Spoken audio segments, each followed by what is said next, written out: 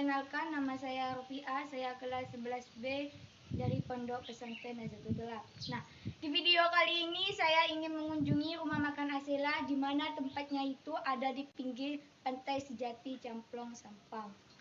Nah, nama Asela ini diambil dari kata bahasa Madura yaitu bersilah, dan di sana itu banyak mayoritas yang terbuat dari bambu. Baik, tonton terus video saya dan saya sudah konfirmasi kepada pemilik Asela tersebut bagaimana kesuaiannya. Check it out. Why you always in the mood, messing around acting brand new? I ain't tryna tell you what to do, but try to play it cool. Baby, I am playing by your rules. Everything look better with a view. Why you always in the mood, yeah? Why you always in the mood, messing around acting brand new? I ain't tryna tell you what to do, but try to play it cool. Baby, I am playing by your rules. Everything look better with a view. Why you always in the mood, messing around acting brand new? I ain't tryna tell you what to do, but try to play it cool. Baby, I am playing by your rules. Everything look better with a view. Why you always in the mood, messing around. Saya minta waktunya sebentar. Saya di sini ingin memperkenalkan diri lebih dahulu. Nama saya Rufiah. Saya selaku santri Nazatul Tulab. Tujuan saya di sini ingin sedikit membicarakan tentang mulanya Bapak merintis usaha ini dari nol sampai sekarang ini. Silakan Bapak memperkenalkan diri terlebih dahulu. Baik, Assalamualaikum warahmatullahi wabarakatuh. Nama saya Bukat Riono dari Sejati Camplong, Kabupaten Sampang. Saya selaku owner rumah makan Asela, selaku pemilik rumah makan Asela yang ada di Kabupaten Sampang, Kecamatan Camplong, di Desa Sejati. Baik Bapak, boleh Bapak menceritakan tentang awal mula Bapak bikin usaha rumah makan ini dari nol sampai sekarang ini? Ya, awal mula rumah makan Asela ini sebelum saya membuat rumah makan Asela ini, sebelumnya sudah macam-macam usaha sudah saya lalui, dan Asela ini yang ke-12. Jadi saya 11 kali gagal. Terakhir yang ke-12 hingga saat ini. Pas jadi kayak gini. Yang akhirnya bisa membuat Asela. Terus Asela ini bukan langsung jadi seperti ini. Ini bermula dari warung kopi dulu. Warung kopi kami merintis dari tahun 2008. Itu dari warung kopi.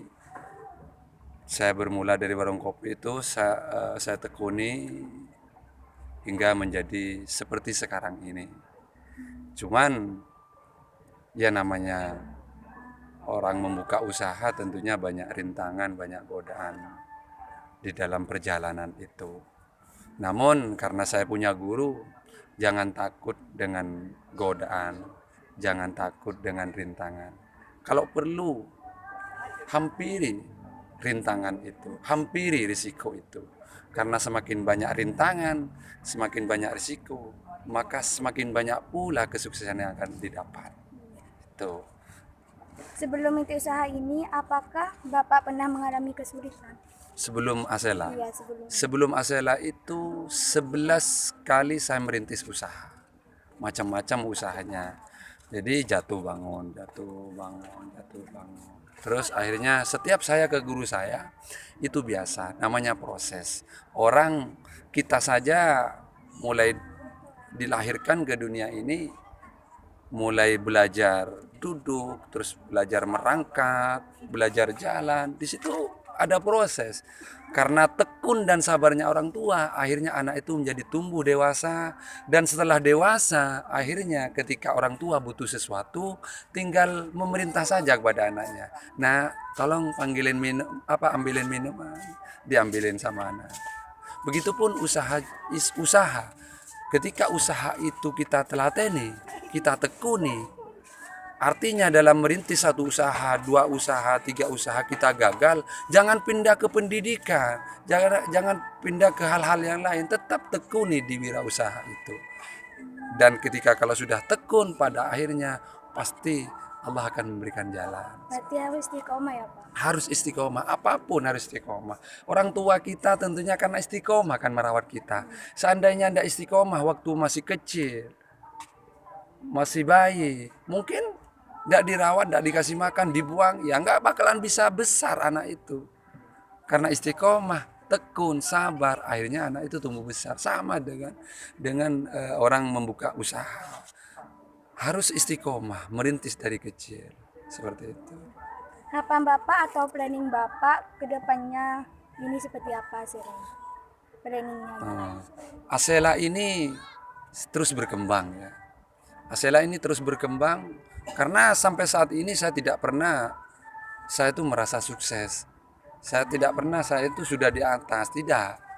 Karena kata guru saya, orang yang sukses itu bukan orang yang saat ini mempunyai angka 10. Orang yang saat ini mempunyai angka 100. Bukan. Orang yang sukses itu orang yang tidak pernah berhenti untuk berproses. Itu orang sukses. Jadi Asela ini terus saya kembangkan. Bapak, boleh saya minta kesan dan pesannya sebagai Bapak untuk para pemuda generasi sekarang agar bisa membangun bisnis setiap bisnis ini. Untuk pemuda-pemudi, kesan pesannya gitu Pak. Orang sukses itu tidak datang dengan secara kebetulan. Orang sukses itu pasti ada proses, ada planning, ada perencanaan. Sehingga dia lakukan sampai hingga dia menjadi sampai dia menjadi sukses. Jadi nggak ada yang kebetulan. Maka dari itu saya sampaikan kepada adik-adikku semua yang masih sekolah, mulai dari tingkat SLTP, SLTA sampai ke yang saat ini masih kuliah. Berproseslah mulai dari saat itu. Jangan menunggu kamu itu jadi orang tua. Mumpung masih muda berproses. Lah, kalau masih muda apanya yang mau diproses? Belajar dengan baik. Belajar dengan sungguh-sungguh. Karena itu adalah salah satu bentuk proses menjadi orang sukses. Karena orang sukses itu karena bisa dia. Nggak ada ceritanya orang sukses itu tidak bisa karena bisa. Kenapa kok dia bisa? Karena dia belajar. Mulai dari sekolah itu taat kepada guru. Tidak sombong kepada teman. Berusaha untuk membantu teman. Ketika kuliah, saya dulu kan sudah berproses waktu kuliah, memulai usaha waktu saya kuliah dengan menjual kopi, menjual mie. Di saat saya kuliah dulu, iya sudah berproses, belajar di situ. Pada akhirnya setelah saya berkeluarga, menikah, akhirnya saya karena sudah lumayan punya pengalaman, akhirnya saya bisa. Kadang-kadang kan orang sekolah itu sekolah aja ke barat, ke timur, tidak belajar untuk bagaimana caranya bisa menjadi orang yang kreatif. Belajar untuk kreatif. Belajar untuk kreatif itu gimana caranya ketika sekolah?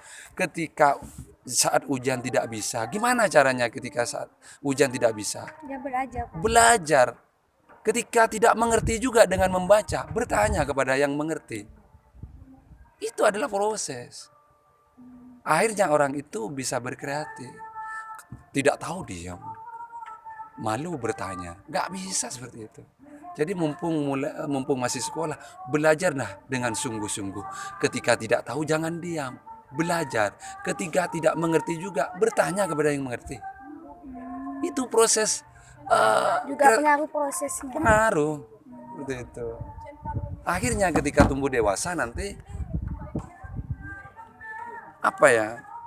refleks kita itu. Oh, tiba-tiba kita mau begini, tiba-tiba kita mau begini. Itu kan ada proses dulu. Gitu.